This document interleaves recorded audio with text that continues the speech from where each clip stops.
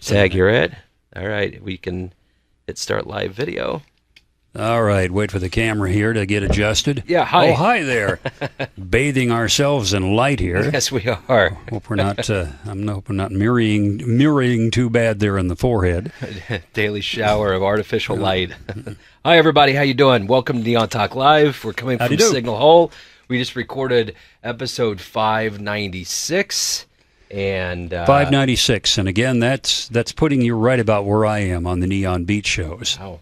So we're getting. You were doing like 2 or 3 a week at one point. I was doing that for a while, and I cut back. And right now I'm getting ready to groom episode 600, and I don't think it's going to be a secret. The beauty of what I'm going to do with 600 is this show started in April of 2011.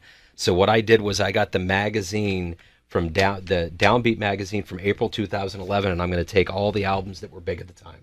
Yeah. And I'm going to pluck a song out of it. Oh, wow. So we can see what was big when this show started, and we can see kind of an evolution of what we've done over time. So it should be... That should be fun. Yeah, I think it's going to be good to...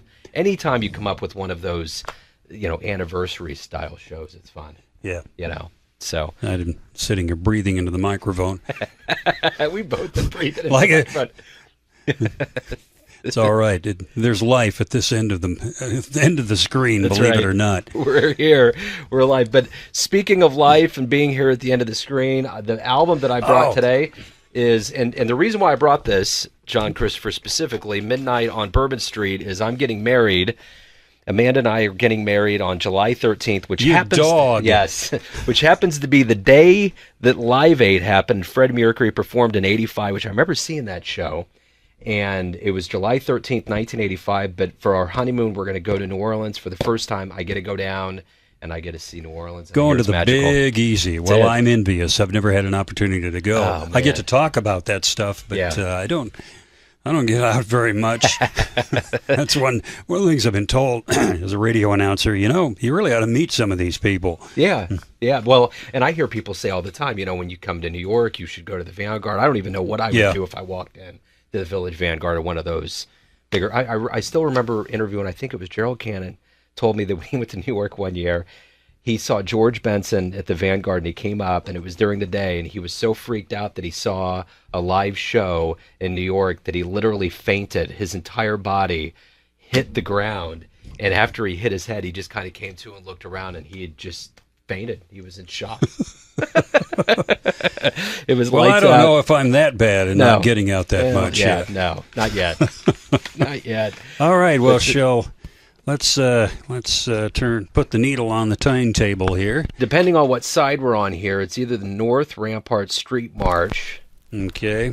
Or I think that's it. Yeah.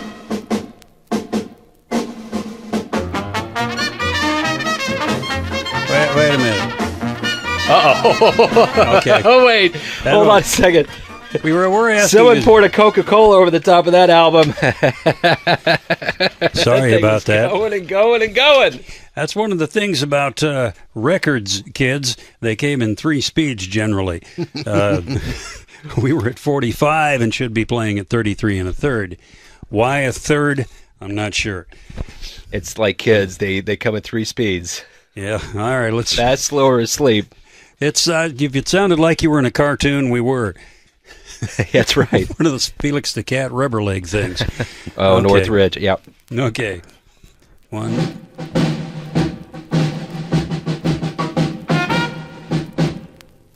That sounds a little more Rampart. That's good.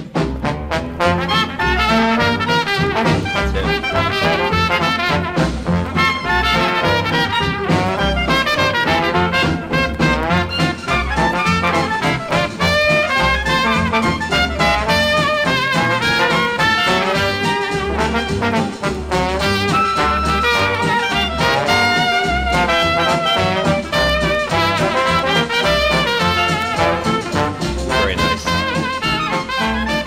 So one of the things, before we get into whatever we want to get into, but I'm going to get into this. One of the thrills and the beauties of being in this radio business is that I get a lot of these CDs in the mail. And this is actually today. I got 2 packages.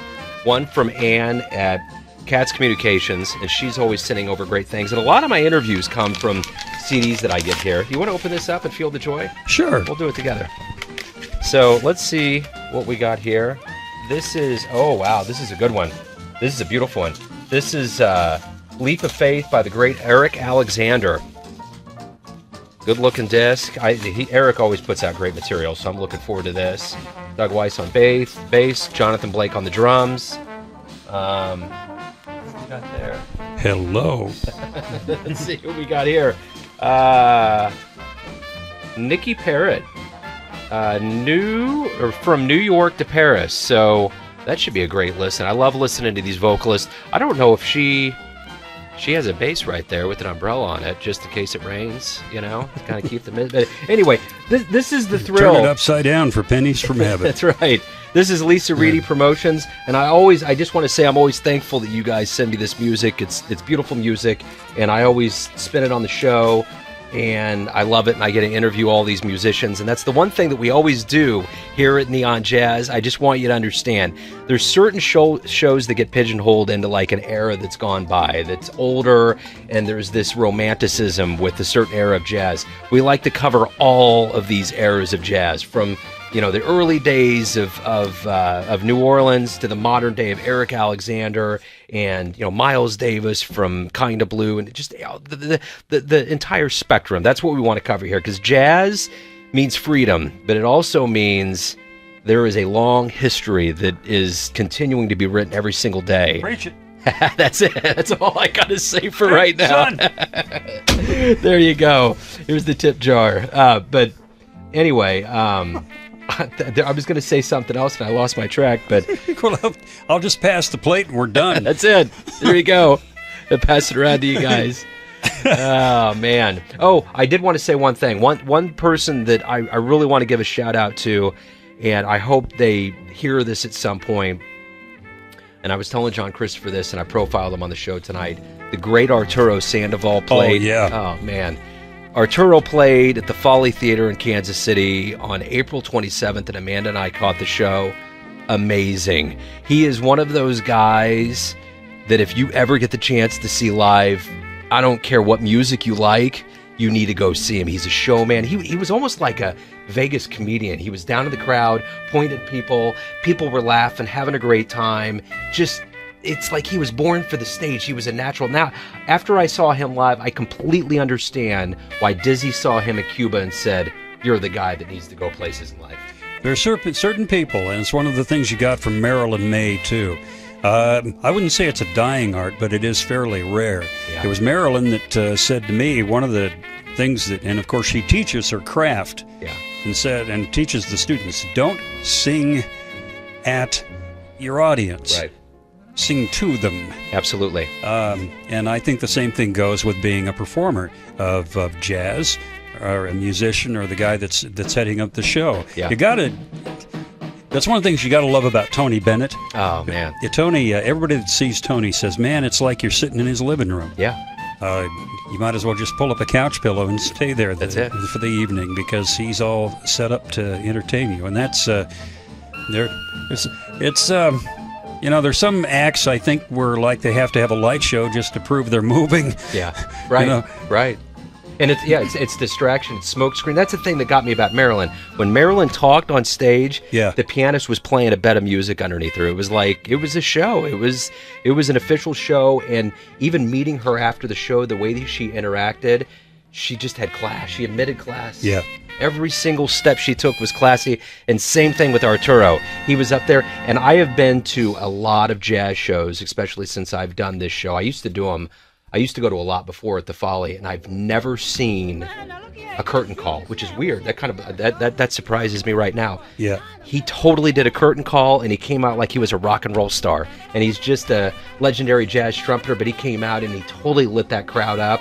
And these, a lot of these jazz crowds in Kansas City are older people, like older people, like, I'm not in spring Careful. chicken, but yeah, right. But they were all jumping to their feet like they were at a revival, man. They were going crazy. So anyway, anytime you get the chance, I've always heard too, people have always told me, and hopefully it'll happen, it's just like with Bruce Springsteen. If you ever get the chance, even if you don't really like his music, you got to catch the boss live. And like even the Rolling Stones, I heard that too. some of these folks are better live. Man. I think I've made that comment before. It's one of the reasons I feel an affinity for the big band era, largely because my father and my parents came up through the thing, sure. And he was listening to the music in our home, which is where I got exposed to a lot of that old music. Yeah. And even stuff like we're listening to now, because Dad liked his jazz, mostly Les Brown, and some of the standards, Benny Goodman and such, including the Nat King Cole trio. Yeah. That was my earliest introduction to jazz. The rest of it was on the public television station, which then was black and white, was sock puppets. Yeah. Was pretty much, they were it was pretty innovative television at the time. I can't get it out of my head. No, I'm sorry. That's awesome. I made that remark the other day about Engelbert Humperdinck. I said that just sounds like a sock puppet act. Now, didn't he have a different name? Yeah. But why would you rename yourself to something that's equally as You remembered it. Well, his name was Arnold. Okay. Well, there you go. Arnold Dorsey. And so there, all I get is, ladies and gentlemen, opening for Nickelback, here's Arnold. That's right. That's it. And the sock puppets. The same guy that named Tom Jones, Gordon Mills, named Engelbert, or Arnold, named him Engelbert Humperdinck. Really? Yeah. Wow. See, there you go. That's the history. Glad I could help. That's why we're here. We're trying to help you guys with the history. And I'm learning too. So, in case you didn't know and you're just joining us, I do this other show called The Neon Beat, which carries music of the 1940s, 50s, and 60s. So I wind up playing a lot of Frank Sinatra, Tony Bennett, Perry Como, along with some of the pop music of the time, and even going into the 60s and 70s for guys like Engelbert. So, like I say sometimes as a disclaimer at the end of the show, I'm just trying to show you guys it wasn't all great. It's the finest show on the radio. Don't be fooled. I'm telling you right now. It's beautiful. All right. And you can catch it anytime you want at radiogeorge.com. So you should get out there and listen to it. It's fine radio. But that's all we're trying to do down here. We're trying to do a little bit of radio. So yeah, that and keep our strength up. That's right. You aren't any good to anybody if you don't keep up your strength. You're no good to anybody. It's like I said, round for everybody. That's right. If you don't keep up your strength, bring him in. Bring him in. You can tell I've been through a few Ramada Inns, can't you? Oh, man, yeah. We all, the Hampton Hawes Inn, we've all been all over the place. So, hey, again, thank you for all of the CDs that I get in the mail, to everybody that sends these over to Neon Jazz. It's a part of this whole project and everything that we do to keep jazz going, keep the Neon Beat going. We love you guys. That's what we're doing here, giving you the music. Thank you all. Stay dry if you're within the area. We're going through a pretty rainy season here. It's pretty drippy. Well, or dance in the rain, whatever you got to do, whatever gets you through the night. Not to close with, but my two daughters are up at the bus stop, which is just up the street from here because the studio's in my home. I have walked up there. It has rained all night. The trees are dripping, and they're up there with some other kids who are waiting for the bus. Yeah. And I love children. One of them dipped under the tree, and a little breeze came up, and some of the water went down in her eye, and she goes, I'm getting water in my eye. My daughter says, almost sounding just like me, she says, well, rainwater's good for you. She says, not if it has caterpillar pee. Oh, no. Oh, no. That's not going to work. I hear that's bad luck on the internet. Yeah. Somewhere it says that. That's awesome. That's kids. That's kids. How their brains work. So, with that, look out for the caterpillar pee in the trees. You don't want any of that. No, none of that. You just want rainwater. The style. Heaven's nectar. Yeah, that's right. That's right. That's good for guys. you. All right, everyone. Thank you. Thank you for joining in, for reaching out, for enjoying the music, my friends.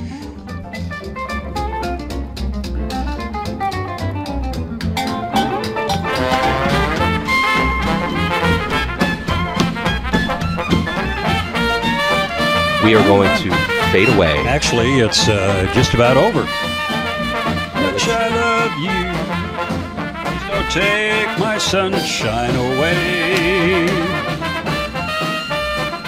The crescendo. We're getting there.